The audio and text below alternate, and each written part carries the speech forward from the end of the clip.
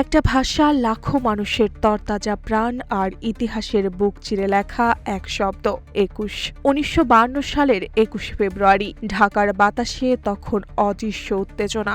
রাষ্ট্রভাষা হিসেবে শুধু উর্দুকে চাপিয়ে দেওয়ার সিদ্ধান্তের বিরুদ্ধে ফুঁসে উঠেছিল বাংলাভাষী মানুষ। কেন্দ্রবিন্দু ঢাকা বিশ্ববিদ্যালয় এলাকা। ১৪৪ ধারা জারি, তবু থেমে থাকেননি শিক্ষার্থীরা।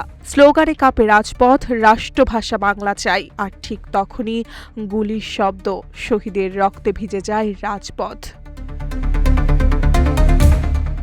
শহীদ হন সালাম, বরকত, রফিক, জব্বার সহ আরও অনেকে। তাদের নিথর দেহ পড়ে থাকলেও দাঁড়িয়ে যায় একটি জাতি, কারণ তারা বুঝেছিল ভাষা মানে শুধু কথা বলার মাধ্যম নয়, ভাষা মানে আত্মপরিচয়, সংস্কৃতি আর অস্তিত্ব।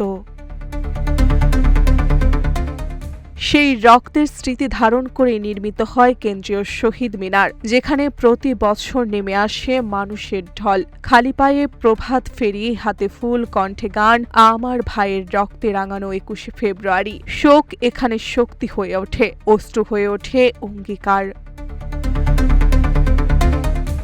২১-এর চেতনা শুধু বাংলাদেশের নয়, বিশ্বেরও। ১৯৯৯ সালে ইউনেস্কো ২১ ফেব্রুয়ারিকে ঘোষণা করে আন্তর্জাতিক মাতৃভাষা দিবস হিসেবে, কারণ পৃথিবীর ইতিহাসে ভাষার জন্য এমন আত্মত্যাগ বিরল।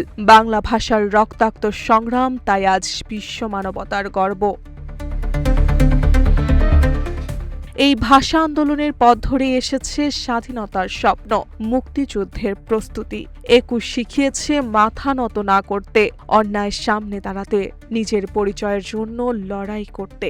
২১ মানে কেবল একটি দিন নয়, এটি বাঙালির আত্মার স্পন্দন। যতদিন বাংলা ভাষা উচ্চারিত হবে, ততদিন রাজপথে প্রতিধ্বনিত হবে সেই শপথ, রক্তের বিনিময়ে পাওয়া ভাষা আমরা ভুলব না, কখনোই না।